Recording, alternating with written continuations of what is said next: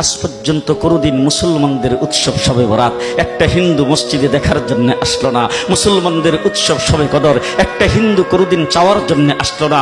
মুসলমানদের উৎসব রমজান মাসের রোজা একটা হিন্দু কোনোদিন তোমার সাথে সমাজ করার জন্য রাখলো না। একটা হিন্দু কোনোদিন তোমার ঈদের নামাজে আসলো না। একটা হিন্দু কোনোদিন তোমার সাথে জুমার নামাজে অংশগ্রহণ করলো না। তোমাকে দেখার জন্য পর্যন্ত আসলো না। তার কারণ হলো হিন্দুরা মনে করে এটা মুসলমানের উৎসব, আর তুমি মুসলমান হইয়া হিন্দুর দুর্গা পূজায় কিভাবে গেলা? আরে তোমার কি হয়ে গেল? তোমার কি লজ্জা শরম তুমি ধুয়ে ফেলে দিয়েছো? তোমার কি কোনো লজ্জা শরমও নাই? লজ্জা শরমও নাই। আবার কি সুন্দর বলতেছ, ধর্ম যার যার উৎসব সবাই। হাই হাই হাই, ও মুসলমান যুবকেরা ভালো করে শোনো, ধর্ম যার যার উৎসব সবার, তাইলে বিয়া যার যার বউ তো সবার।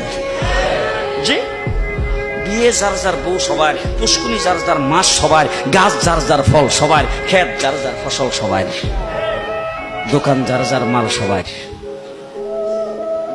এখন ঘুমাইছে কি কথা বলেন না কেন?